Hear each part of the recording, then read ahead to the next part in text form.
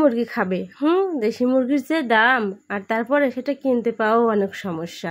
আজকে সোনালী মুরগি দিয়েই দেশি মুরগি তৈরি করে দিয়েছি, সেই মজা করে খেয়েছে। বোঝার ক্ষমতাও রাখে নাই আমার বর যে সেটা কি মুরগি ছিল। আসসালামু আলাইকুম everyone, welcome back to my channel. প্রতিদিনের মতো চলে আসলাম আমি শিউলি আক্তার শিমু আপনাদের মাঝে। আসলে শিউলি আক্তার শিমু মানে সহজ রেসিপি, একদমই সাধারণ এবং ঝটপট তৈরি রেসিপি। আমার মতো এই রেসিপিটা ট্রাই করতে হলে আমার ভিডিও পুরোপুরি দেখুন এবং আমার সাথেই থাকুন।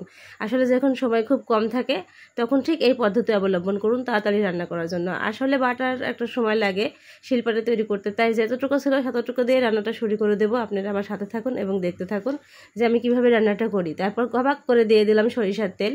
সরিষার তেলের ভিতর দিয়ে দিলাম কিছুটা পেঁয়াজ কুচি, কিছুটা রসুন কুচি, তারপর দিয়ে দিলাম মশলা, আসলে গরম মশলা, তারপর দিয়ে দিলাম তেজপাতা, তারপর দিয়ে দিলাম একটা শুকনা ঝালের ফোড়ন, আর দিয়েছি কালিজিরা ফোড়ন এবং গোটা জিরা ফোড়ন। আসলে কালিজিরা আর গোটা জিরা এত সুন্দর একটা ঘ্রাণ আসে যে ঘ্রাণটা কোনো কিছুতেই আনা সম্ভব নাই।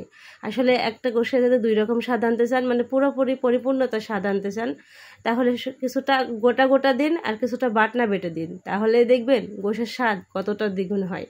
আমি সুন্দর করে এগুলোকে কষিয়ে নিলাম। তারপর দিয়ে দিয়েছি শুকনো ঝালের গুঁড়া, তারপর দিয়ে দিয়েছি ধনিয়া গুঁড়া, তারপর দিয়ে দিয়েছি জিরা গুঁড়া, দিয়ে ভালো মতো কষিয়ে নিলাম। তারপর যখন কষানো হয়ে এসছে তখন সোনালী মুরগিগুলোকে দিয়ে দিলাম। আসলে দেশি মুরগি বললে গ্রাম মানে আমরা অনেকেই মনে করি যে অনেক অনেক দেশি মুরগি পাওয়া যায়, এরকমটা না। অনেক সময় আছে দেশি মুরগি কিনতেও পাওয়া যায় না আমাদের গ্রামে, হয়তো বা শহরে পাওয়া যেতে পারে কিন্তু গ্রামে এখন বিরল, মানে কিনতে পাওয়াটা একটু সমস্যা আর কি। তারপর আর কি করার, দেশি মুরগির বদলে নিয়ে আসলাম সোনালী মুরগি। সেটাকে এত সুন্দর করে রান্না করে দিয়েছি, আমার বর তো বুঝতেই পারে নাই এটা দেশি মুরগি খাচ্ছে না সোনালী মুরগি খাচ্ছে। তারপর যখন গোশ থেকে একটু পানি মানে বের হয়ে এসেছে তখন দিয়ে দিলাম এখানে আদা বাটা, জিরা বাটা, ধনিয়া বাটা এবং দিয়ে দিয়েছি রসুন বাটা, দিয়ে তারপর আবারও ঢাকনা দিয়ে ঢেকে দিলাম।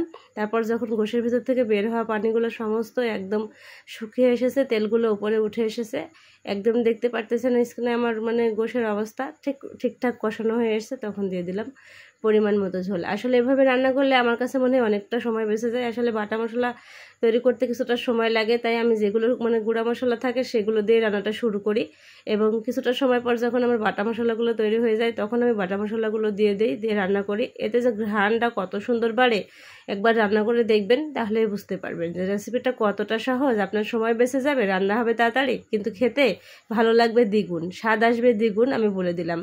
তারপর একদিন রান্না করবেন এবং ট্রাই করবেন। এরপর দিয়ে দিলাম আমার রেডি মশলা। আসলে এখানে আমি রেডি মশলা তৈরি করে রাখি, সেটাই আমার গোশের ভিতর দিয়ে দিলাম।